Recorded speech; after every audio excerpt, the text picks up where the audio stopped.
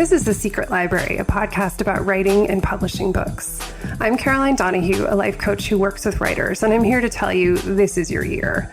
It's time to stop waiting and start writing.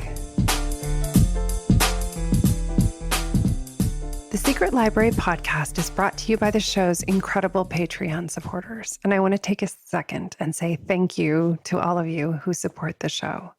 You can join the Writers Club for the podcast and get solo episodes and the chance to submit questions for monthly Q&A audio at patreon.com/secretlibrary. This is episode 149 of the Secret Library podcast. My guest this week is Anne Choma, a writer and historical researcher. She's the author of Gentleman Jack, The Real Anne Lister, and is also the historical consultant on the HBO original series. Anne Choma began transcribing Anne Lister's diaries as part of her thesis at university and is now known as a foremost expert in Anne Lister's life. She lives in Yorkshire, not far from where the Brontes lived, and can nearly see Anne Lister's land from her home. It was such a delight talking to Anne Choma about Anne Lister. I was pretty much into talking about this book the second I heard about encrypted diaries. Anne Lister is such an amazing personality, such an amazing, groundbreaking woman who lived well before anyone was debating gay marriage or the possibility of gay marriage in the news. And she married a woman in the 1800s. So the fact of her keeping a diary that was millions of words long, large percentages of which are encrypted, is a fascinating and wonderful thing to know. It's very exciting to talk to Anne Choma about the process, both of transcribing the diaries, interacting with the diaries, and the incredible community that has grown up around Anne Lister's diaries, which are now considered a national treasure and an international treasure in many ways because of the historical significance they provide. So it was a delight talking to her not only about writing this book, bringing such an incredible person to life in the book, consulting on a show about her life, as well as getting comfortable in transcribing encrypted diaries. So I know you're going to love hearing from Anne Choma as much as I did. She is really special. So here we go with Anne Choma. Hi, Anne. Thank you so much for coming on the show. Oh, you're welcome, Caroline. It's great to be speaking to you. So I'm really interested in how you first became acquainted with Anne Lister and who she was in history and what really drew you to her, given that you're now such an expert on her and her life. Well, it started a long time ago, in the early 1990s. I began transcribing her diaries when I focused on Anne's life as a subject for my master's degree at university. So at Leeds University in Yorkshire, which is not far from Anne's ancestral home, Shibden Hall. And it became a love affair from that point, really, and it's continued ever since. Amazing. And so that's where it all began. And I began going to the archives and researching and reading letters and trying to start reading the diaries, which were incredibly difficult. And so it's been a bit of an apprenticeship for a long, long time, and it continues to be because Anne's diaries are a challenge. And of course, we know that she writes in two kinds of style. So she writes in a plain hand and in a crypt hand, where she uses her secret code. So you have to become acquainted with her style of writing before you can start making sense of what she's saying. Yeah, this is something that really sucked me in, learning about Anne Lister, was that this encrypted diary. I was like, okay, you had me at encrypted diary. So was there any reference material for you to go from, or did you have to crack the code, basically, when you were transcribing them? Yeah, I didn't have to crack the code. I mean, the key to the code is accessible to anybody who wants to have a go and try and read Anne's diaries, the passages that are in crypt hand. So the key is there for anybody to have a look at. And each letter of the alphabet has a specific letter or symbol or Greek letter of the alphabet attached to it. So it's there, anybody can access it. And the actual code itself was cracked in the late 19th century by one of Anne's ancestors called John Lister and his friend Arthur Burrell. So that was the start of it. They cracked the code from one small word, and that word was hope. And from those 4 letters, they managed to decrypt the rest of the cryptic code that she had written. And from then on, it's continued with various researchers who've worked on Anne's diaries. And it's as I say, it's an apprenticeship. Once you have the knowledge and if you're prepared to work at it, it becomes easier. But one of the things about Anne's code is that there is no punctuation. You're often dealing with archaic language, so there's lots of other pressures on you as well to try and make sense of what she's talking about. That's so fascinating. So given that the codes were cracked before, what was the experience like for you to go to the original material as a way to get to know Anne as a person who becomes a character really in your book? It was, in a word, Caroline, it was terrifying because I don't know if you've seen an original page of the diary, but it is almost like a foreign language. And the plain hand and the crypt hand run effortlessly together. So she can be writing in plain hand, which is, to all intents and purposes, normal English, in inverted commas, and then she'll just suddenly break into crypt hand anything that she wants to keep secret or hidden from anybody. So, and also it's fairly, once you've practiced it and once you become familiar with it, and it's hard work. Anybody who's worked on the diaries before will understand that, and quite often you can have up to 1,000 words per page of diary, and very closely written together. So there's all of these issues to get round. And then to understand the little kind of personal things that she has within her writing, all the sort of secret abbreviations that she uses as well. So you have to kind of make sense of all those before you can get any kind of idea of what she's, of who Anne is herself. Right. I mean, the diaries themselves are very, very interesting because, you can read them as almost as if there are 2 textual narratives going on there. Where the reader's got to tease out and learn something about the writer. It's almost like, Anne Lister set the reader a text, even though she wrote the diary, purely for her own eyes. She kind of put, traps in there for, just in case anybody wanted to read them. With a novel, for example, what the narrative is going to be. It's formed by the author, the decisions have been made, the characters and the plots have been formed. It kind of follows a linear structure, but with Anne's diaries, as with any diary, you never know what's going to come next.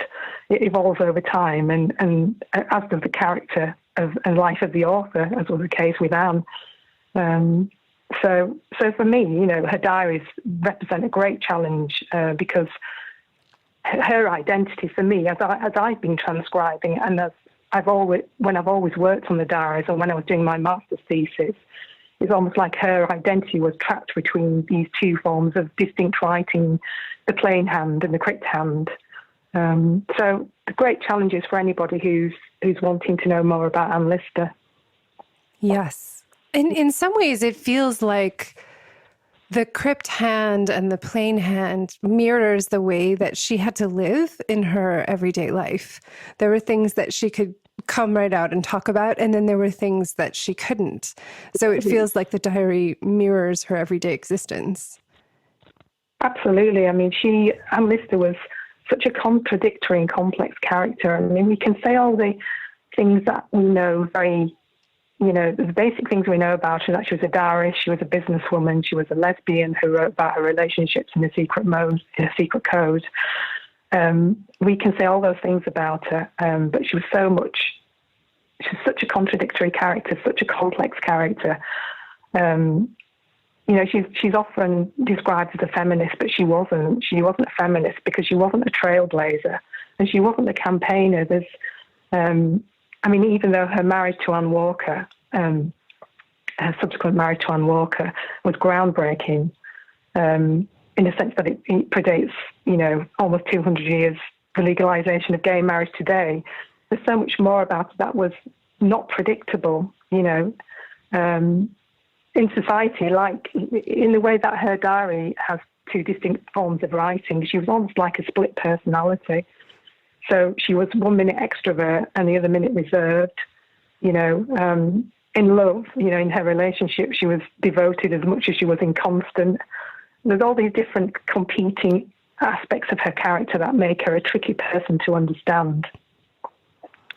So how did you go about, so you wrote your master's thesis about the diaries, and then you came to write Gentleman Jack. So where did the idea for that project, focusing more on the period of time surrounding her marriage to Anne Walker, how did you decide on the framework of that book and to create that project? For the last 2 years, I've been involved with Sally Wainwright as her advisor on the HBO BBC drama Gentleman Jack. And the book that I've written, Gentleman Jack, The Real Anne Lister, is the official tying companion to the drama. And what the book does, it gives greater context and detail to the programme about Anne and her life. So essentially, it follows the same story as the drama, which focuses on two main narratives, which is the relationship Anne has with Anne Walker and Anne's determination to compete with her business rival, Christopher Rawson, to sink her own coal pits.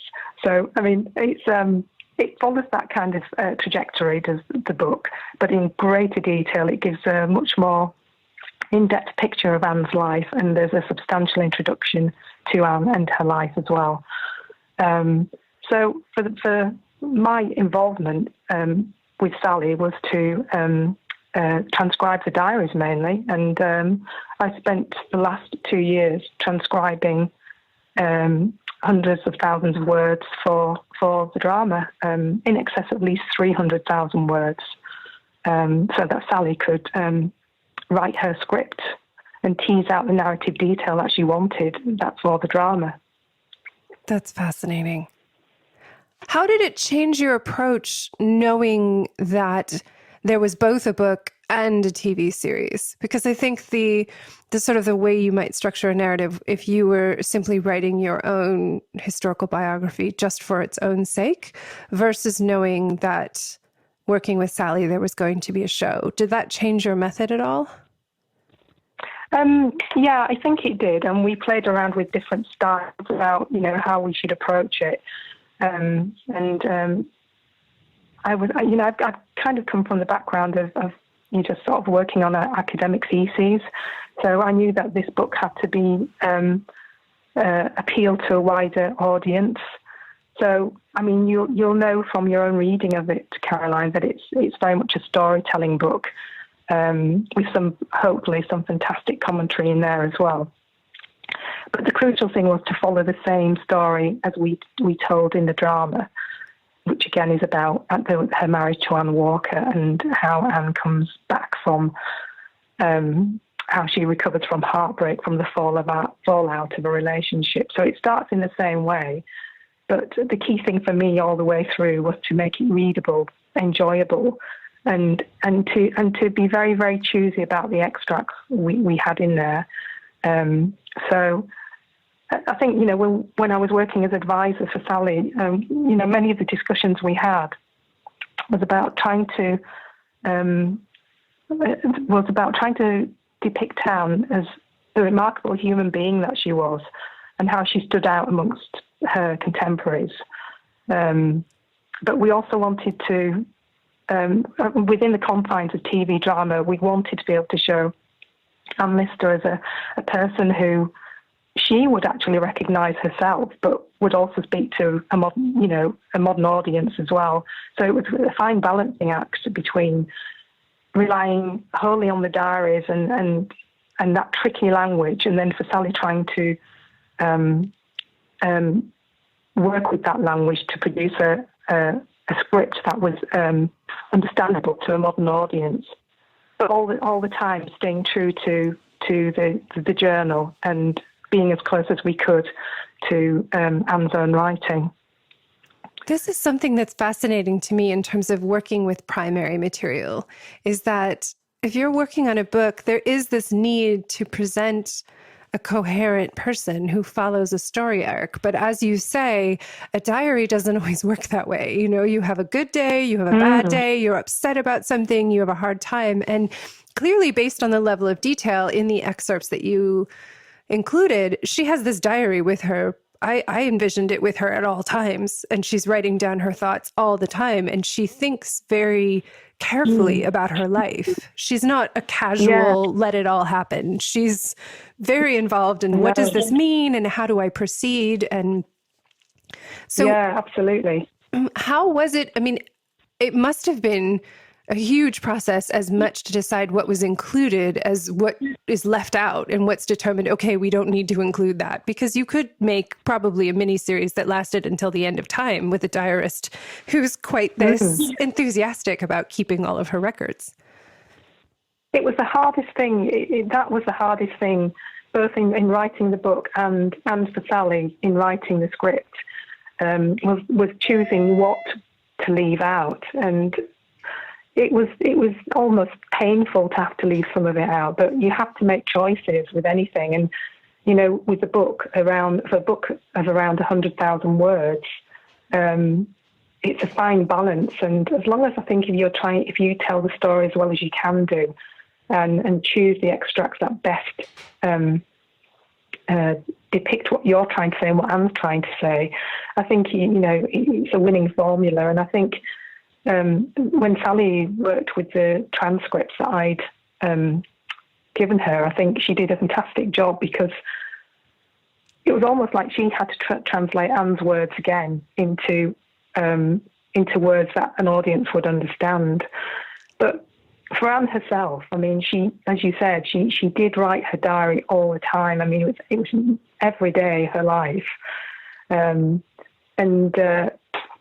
It's very kind of scientific the way she would write.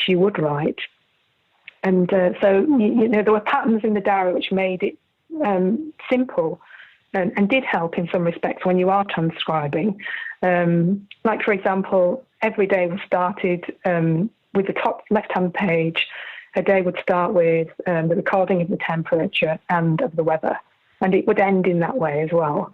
And then the left-hand margin in the diaries would be for symbols to indicate perhaps that she received a letter or a note, or when she read a book. So she's very scientific in the way she approaches her journals, and so that helped me, and I'm sure it helps other people who are also transcribing the diary to know that what certain things are meaning at certain times in the day, and what these little symbols mean. So it's a process of discovery, working on Anne's diaries all the time. I love that. I love the symbols and the framing of it. I'm of course curious. You said there were things that it was painful to leave out. Were there any particular stories that you can think of that you were really sad to leave out, but that you still think about or think are important to the life of Anne overall? Well, I think we haven't, once we'd formed the plots, some of the narratives for the scripts, I think we were very clever, because without giving too much away, I can't obviously say too much about the drama at this moment in time because it's not aired yet. Right. We were very, very careful not to talk about things in the drama that we couldn't do justice to. So we've purposely decided to leave things, and perhaps we might be able to revisit those in further series. And we hope we can do that. I mean, there's some real larger than life characters in Anne's life that we weren't able to include. But I think and with any 60-minute, each episode is 60 minutes. You have to be very, very disciplined about what you want to say in that 60 minutes.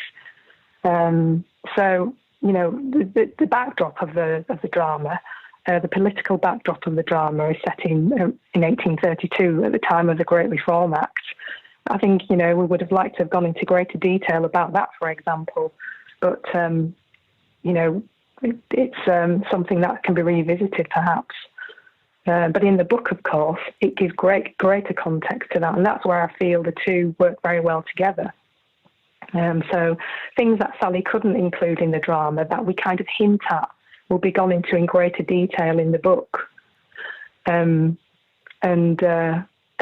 for areas where we have amalgamated, in some respects, certain characters in Anne's life,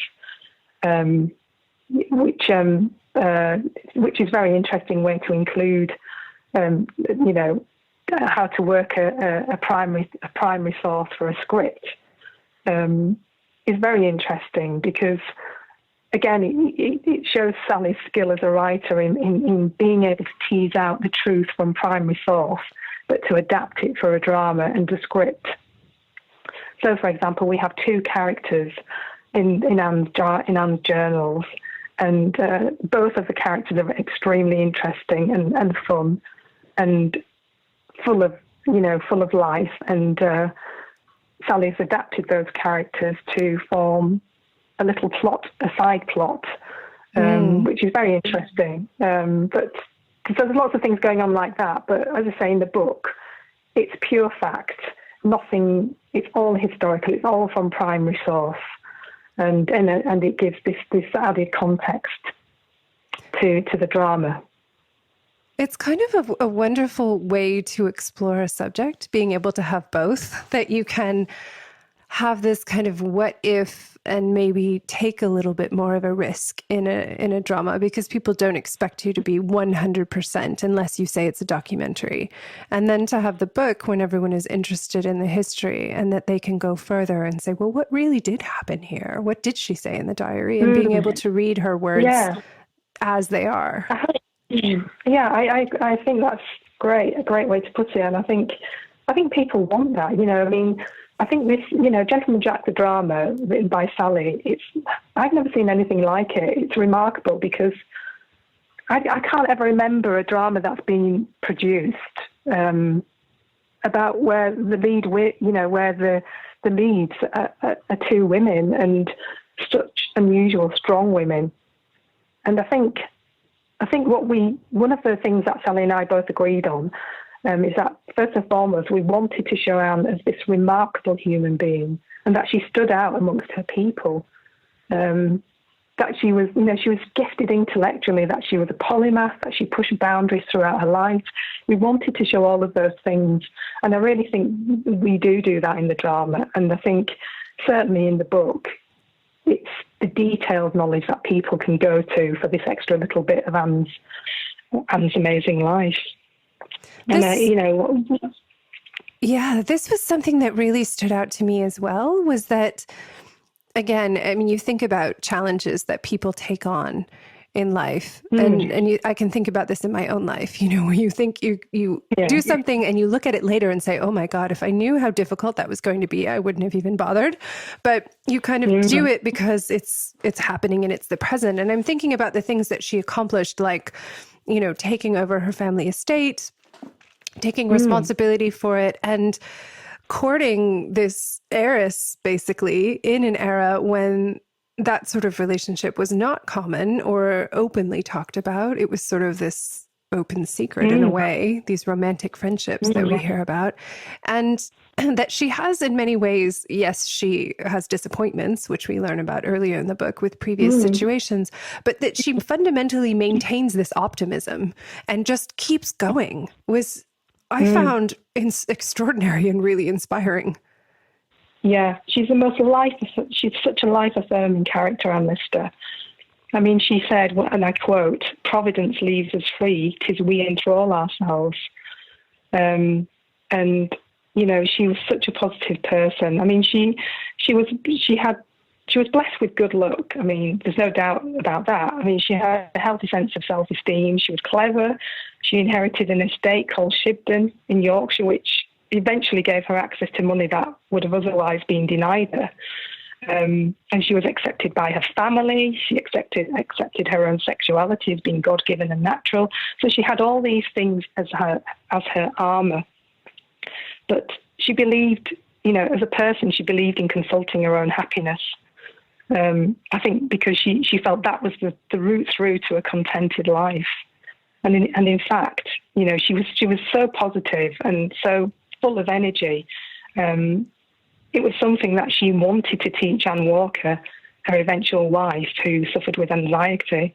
She said of Anne Walker that she had everything to be wished for in life, but the courage to enjoy it.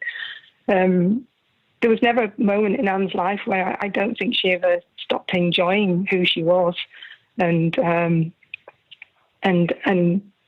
she always wanted to try and find a place in the world for herself that she felt happy with. Even though she was this extraordinary, contradictory and complex character, she believed in herself.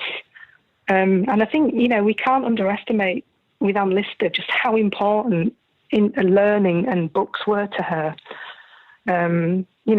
Books and knowledge were her lifeblood. And as we're talking about books as well today and the book I've written, I think it's really important to mention that, without her books and without her reading, it's one thing I don't think she could have lived without, actually. She said, "What is there like gaining knowledge? All else here below is indeed but vanity and vexation of spirit. I am happy among my books, but I am not happy without them." That's amazing. I could say the same today. Yeah, she's this extraordinary intellect, and she possessed this amazing knowledge of the classics, even from a very young age. So she'd read, Virgil, Tacitus, all these amazing ancient writers, and she was very she was pompous, at times, and she was a great comedian. She'd describe herself as being like some of these ancient mythical characters. Depending on what was happening in her life and what situation she was in. I think this is something that's really still true today in many ways. It may have expanded from just books, but when I think about the importance of writing, one thing she says from the beginning that I thought was really important is that she keeps talking about her ambition to write, and yet she's been writing all along in these diaries, and the diaries have served as a legacy and a source of inspiration. So I think to those people who fear writing, or they think, who wants to hear my story, or will my life be of interest, that you look at someone like Anne Lister, who, granted, was making choices and had access to things that maybe contemporaries, there weren't a lot of women running estates, there weren't a lot at that time, but she was able to take inspiration from the classics, as you say, and to then feel comfortable with herself because she saw there was a precedent. And now we can read about Anne Lister and feel different kinds of inspiration today. And it's a fantastic way to look at it. And as you say, she did harbour, she had this long-held ambition to write and be published. And she talked about writing and translating some of the classics and writing writing extracts of her travels and forming a book out of them. But all the time while she was thinking of this, she was actually writing her magnum opus. This is the fantastic thing, that there she was doing it, and she didn't realise she was doing it. Or perhaps, some people say she did realise she was doing it. But my understanding is that the diaries were only ever written for her eyes. But there she was producing this major piece of work that would have such a resonance today for anybody that's interested in the history of sexuality and gender, or who just wants to know more about a time that was lost and that we never thought existed. The diaries today, and that are fantastic for that. They're an endless source of information. I think this is sort of the twist, because we're always, having read a number of diaries of various people from various eras, I am always fascinated to read them and to get access to this kind of information. And yet, as someone who keeps a diary, the thought of people hundreds of years from now reading mine is absolutely cringe-inducing. And I have the same thought, like, why would anyone be interested in this? Why would this be any source of information? And yet, she's created this opus, which is such a testament, as you say, to her time period and to choices she made that were unconventional. I think it's probably important to say something at this stage, Caroline, about the volume of the diaries. And, yes. 24 volumes, 24 major volumes, around 5 million words, which has gone up from the original 4 million words that we thought of, because the diaries have recently been digitized through Sally Wainwright has enabled the digitization of the diaries. And so we now think there's around 5 million words, and we know that there are 7,509 pages. So it's, to give you some idea about how important this is today when we have this kind of volume of history to work from.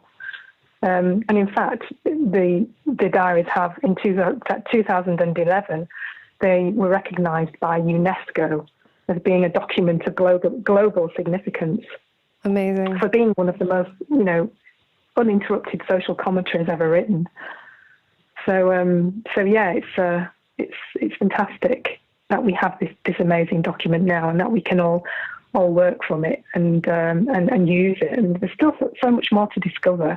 And I think, for Sally and I, one of the major aims when we've talked is to make the diaries more accessible and for people to become more involved in transcribing them. And that's something we're still working on. And the recent digitisation of the diaries, which will eventually be available through West Yorkshire Archives, hopefully will make that possible. So when you talk about the transcribing of it, what percentage of the diaries have been transcribed at this point? Well, I can only speak for myself, and I have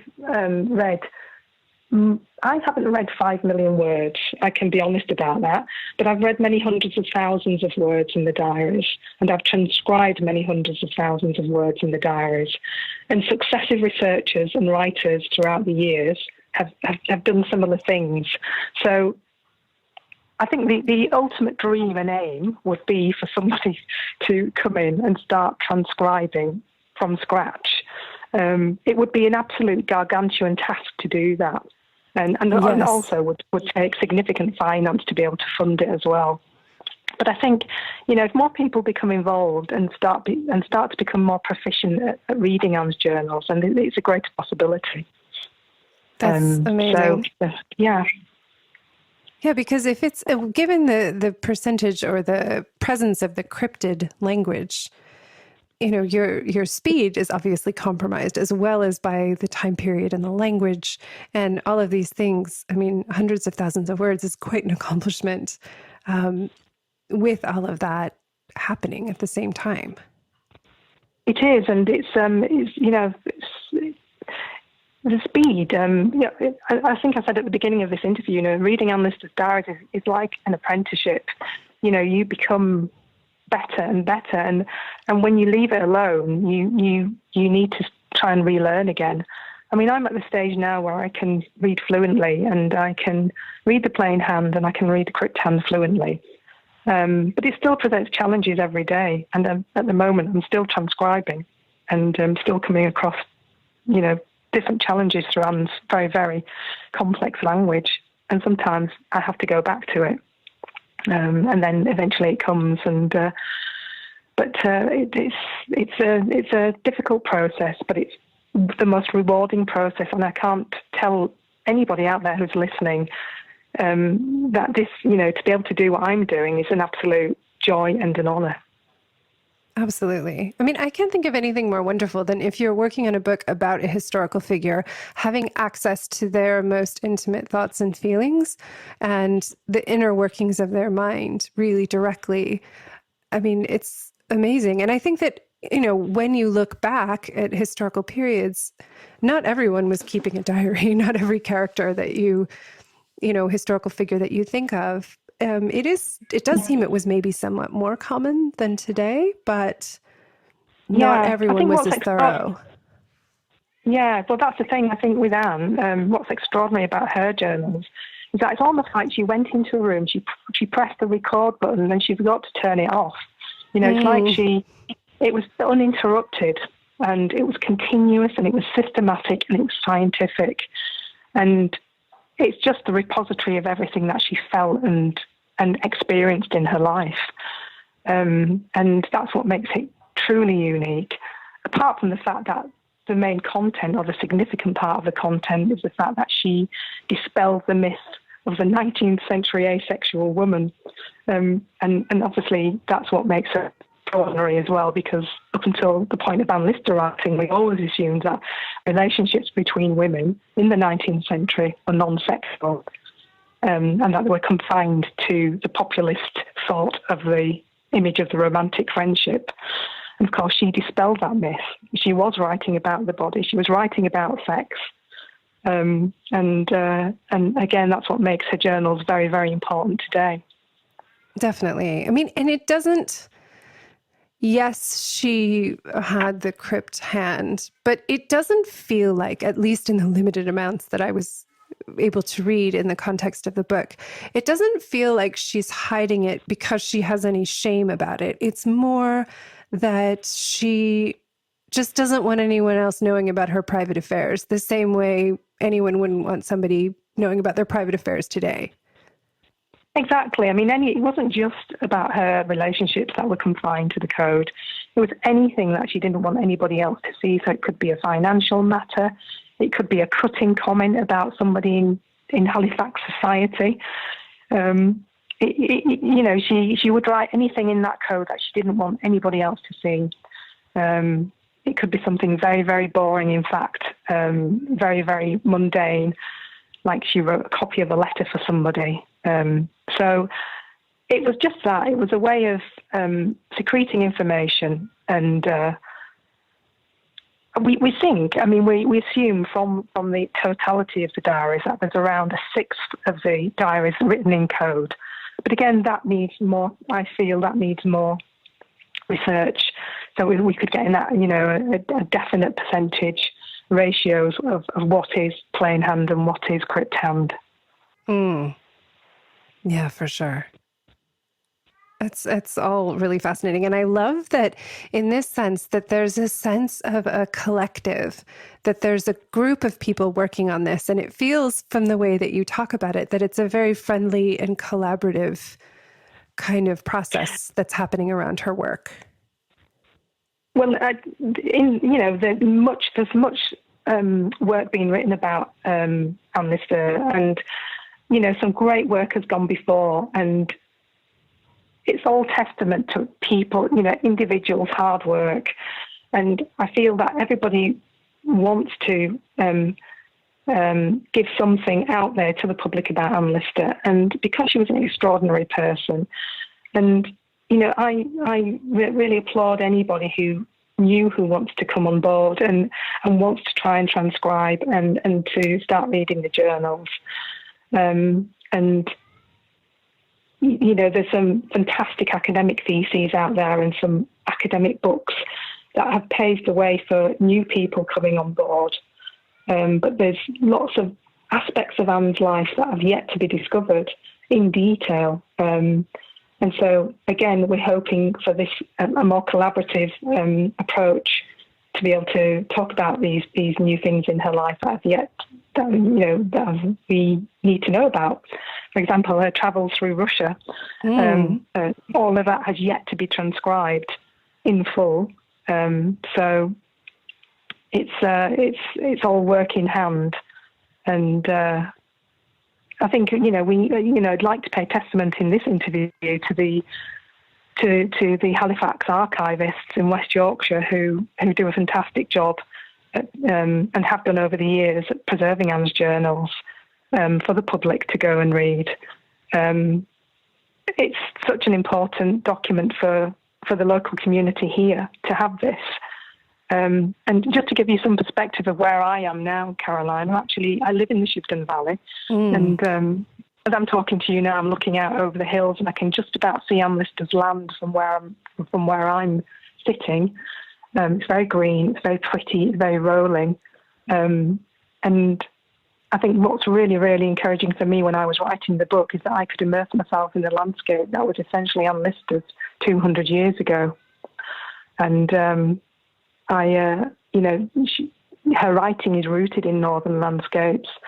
So I know that when I go out during the day and if I go for a walk, I can walk past the houses that Anlister walked past. And this definitely influenced the way I wrote my book. Absolutely. So it's very, I think in terms of collaboration, I feel like there's a lot of things going on there. Previous writers that have gone before, the archivists, new people coming on board. It's all very, very exciting. Definitely. And how exciting that there's a whole era that in some ways has yet to be discovered. That must be really delicious to think about. Like, oh, what will we find out about once we get to that part? Yeah, and the interesting thing about Anlister, of course, is that she plays tricks with you, because you just think you're kind of getting to know her a little bit better, and all of a sudden she'll throw a curved ball at you in the diary and think, oh, damn, that's wrong. I've got that completely wrong. She wasn't talking about that. She was talking about something else. And of course, her diaries are written over a lifetime. So, of course, you change as a person over a lifetime. You change over 5 years, over 10 years. So the person that you were studying at the beginning of the diaries is completely different at the end of the diaries. So there's all these challenges to consider. And of course, the code reveals... I find that the delights quite often are not in the code. To me, I love the little detail of every day, and it can be something as simple as Anne Lister and Anne Walker going into Halifax to buy something like what she describes as a revolving plate warmer, which would have been high tech in the day. It can be something very simple like that. Or when she goes into the local shops to buy her books, and she has a gossip with the local neighbours. Or when she's on her land, and she's managing the men, and she's telling them what to do, and and she's planting trees. It's all of these little daily things that bring this landscape here to life. For me as a writer and having written this book, they're the things that speak loudly to me, and definitely influenced the way and the excitement with which I wrote the book. Absolutely. And how amazing to be able to basically see her land out your window. I can, yeah. It's really fantastic. I mean, I can just see the edge of the land where she sunk one of her coal mines. And, I can literally walk down the lane from where I live, and I can pass at least 2 or 3 of the houses that feature prominently in her diaries. And in fact, one of my neighbours who lives just a few doors away from me up the road is an ancestor of one of Anne's business rivals. So, I mean, it's like, I'm living history here in Shibden Valley. It's fantastic. Amazing. Well, I'm so grateful that we had the chance to speak with you about the process of transcribing the diaries, diving into the story, and working in conjunction with Sally Wainwright to create the series Gentleman Jack as well as the book. It's been really wonderful. Oh, it's been an absolute pleasure, Karen. I really enjoyed it, and there's always so much to talk about on Lister. So, I hope the listeners enjoy it as well. I know they will. Thank you for listening to the Secret Library podcast. The show is produced by me, Caroline Donahue, and Frederick Barry McWilliams Jr., my tireless audio engineer. To get show notes